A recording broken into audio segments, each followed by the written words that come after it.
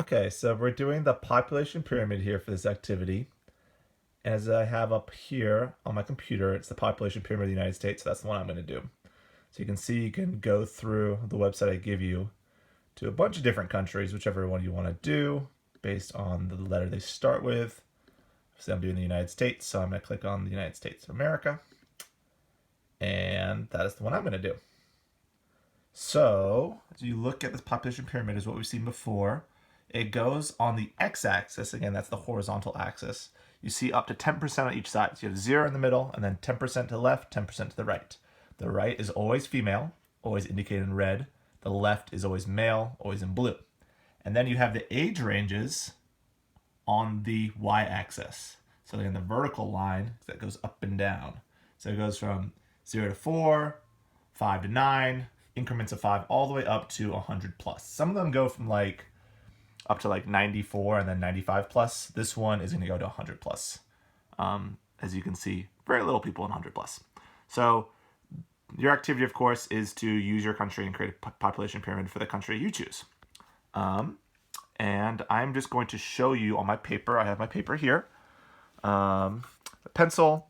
I have a ruler. You will need a ruler, said before in class, and then you'll need your two colors. So red and blue to indicate the female and males. If you're going to use other colors because you don't have red and blue, that's fine. Just go ahead, please have a key to show me which one is female, which one is male. So you can start by just titling your paper. So population pyramid.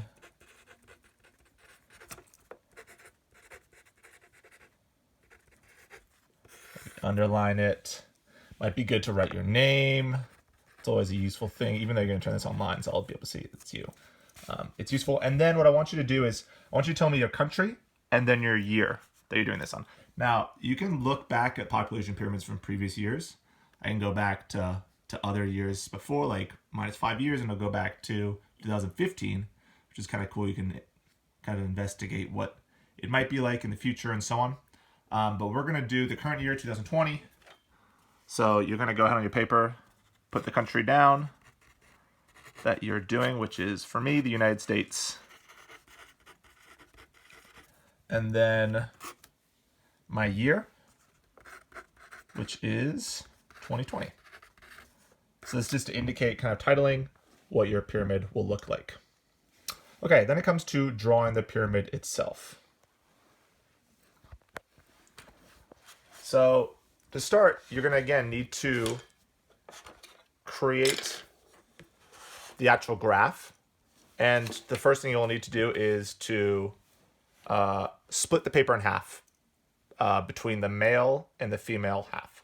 So find about the rough middle of the paper, and you're going to want to draw a line vertically to indicate the middle. Once I draw that line, I then have that middle column or that middle line to divide the female side, which is on the left, and the male side. Sorry, female's on the right, male's on the left. And then what might be a good thing for you to do is to label your X and Y axis. So you can then draw another line at the bottom, cross for the X axis. And you can do the ages in the middle. You can do them on the side. It might be easier on the side if you draw it like with a line through the middle. So I would definitely calculate these. You go all the way up to 100. You want to make sure that you are evenly distributing them throughout your graph. So you want to, I would do it based on centimeters, not inches. 0 to 4, 5 to 9, and so on.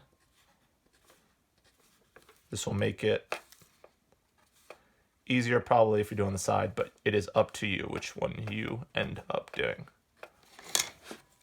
So I have my 0 to 4 years, I have my 5 to 9, my 10 to 14, and so on, all the way up the top. All right, till, I'll just do it so you are clear, all the way up to 100 plus, because that's what my graph goes to. I know it's a lot of number writing.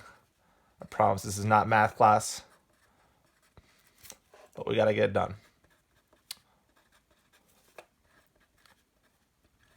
Okay. And then what you're going to do is, based on the graph, you also need to fill out your x-axis. So we are going, it's based on percent, so we have 0% is it at the bottom in the middle. And then we want to divide it up to 10% on each side. So what I'm going to go ahead and do is do that. So if 10 is in the middle, I'm going to use,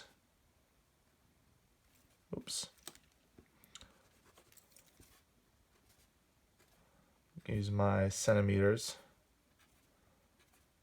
to draw out these lines. So 1% or 0%, 2%, 3, 4, 5, 6, 7, 8, 9, and 10. Then I'll do the same on the other side.